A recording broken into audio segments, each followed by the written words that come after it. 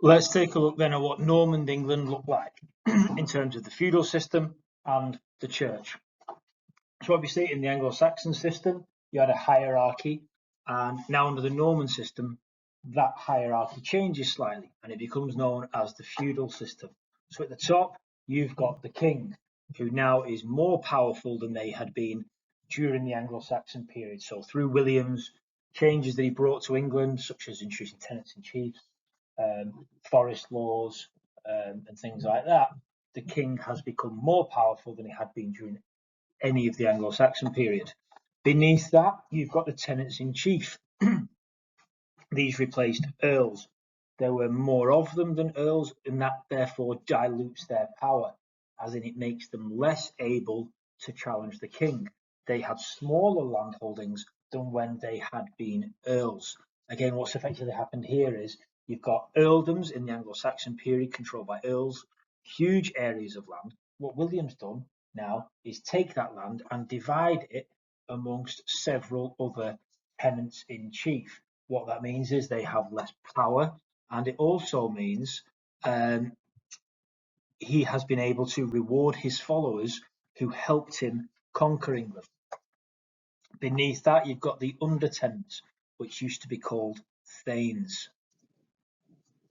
They were the knight class, the warrior class, and they swore an oath to the king directly that they would fight for him. This was called knight service. So now, remembering under the previous system, they worked for earls who worked for the king. Now, the under-tenants, or the knights, swear their oath of loyalty directly to the king, so they are answerable to the king.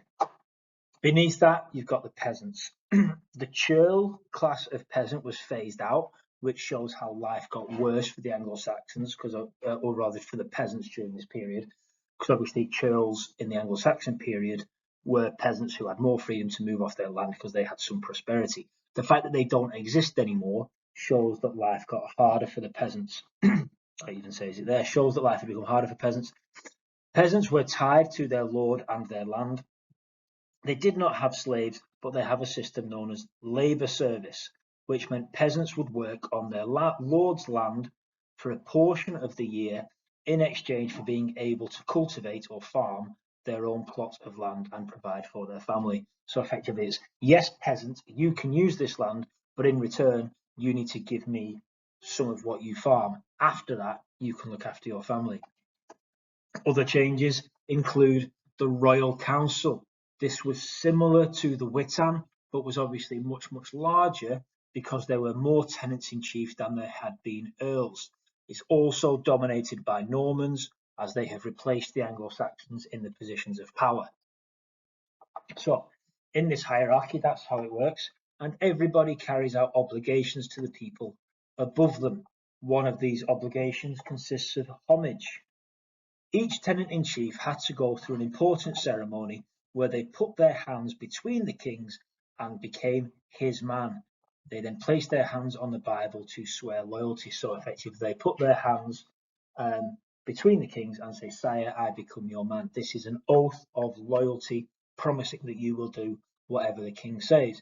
And then the people below the tenant-in-chief and the peasants, rather the under-tenants, would do the same thing.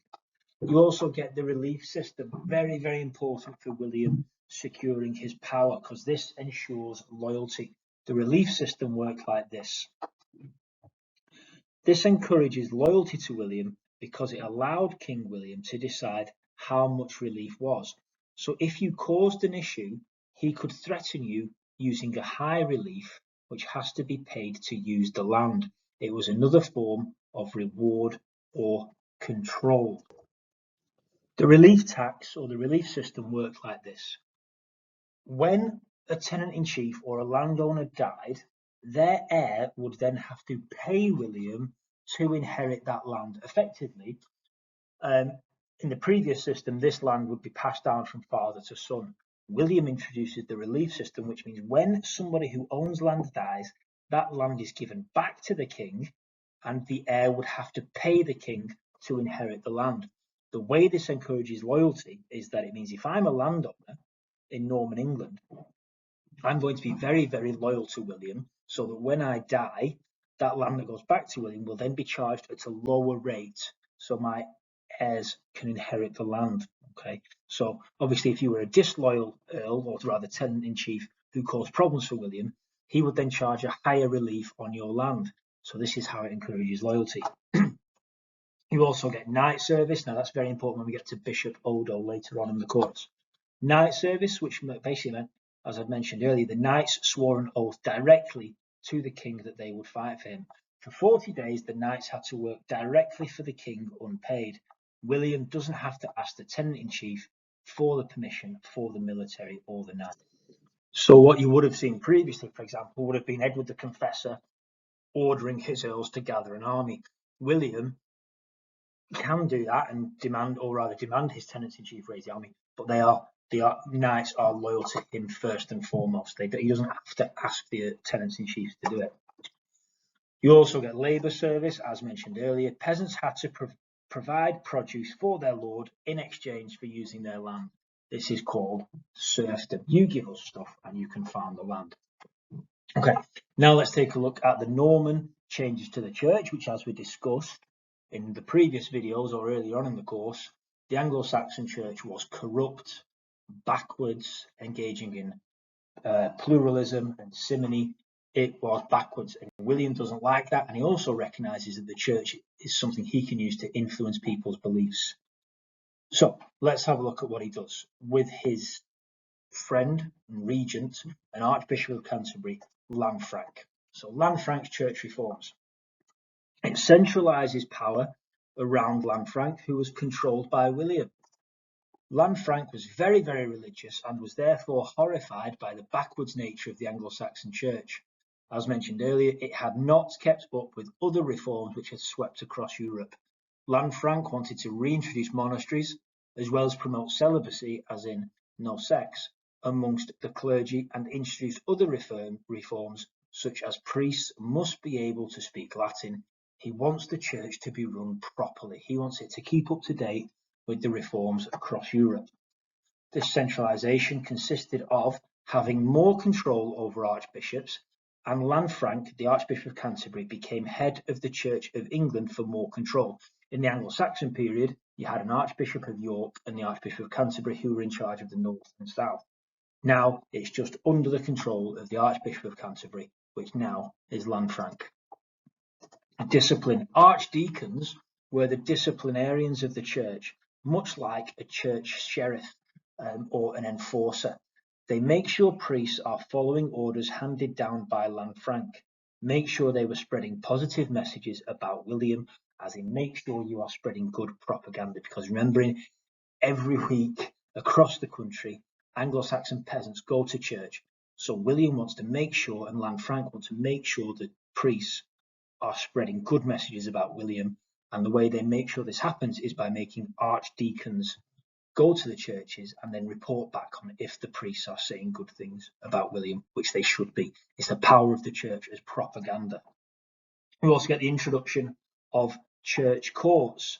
Archdeacons judged the church courts. It meant the church became further separate to the crown.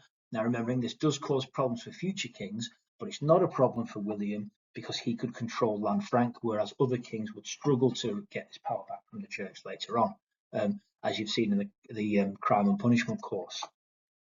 You also see Normanisation via the church. It's a propaganda machine for William's legitimacy. We've seen the idea of the arrow in the eye of Harold Godwinson, the divine intervention, the divine right of kings. William had the backing of the church, as in, he conquered England carrying the Pope's banner, and was regularly seen in the church to promote the idea that God was okay with him being king, or rather actively supported William as king. Forget Edgar Atheling. I know he's an Anglo-Saxon and a blood relative and yada, yada, yada, whatever. God wants me, William, as the king, is the message. They also get statements in stone. Superlatives. Cathedrals acted as statements in stone. Huge investment in church buildings as a symbol of power and a message: we are here to stay. Okay, so cathedrals acted as statements in stone to assert control over Anglo-Saxons and a lasting image. They both glorified God and reminded the Anglo-Saxons who was now in charge of the country. The church was also a major landholder and influencer of society. The church owned a quarter of the land and backed William, and therefore it'll spread positive messages about him. The church also collected a tithe, which is a local church tax.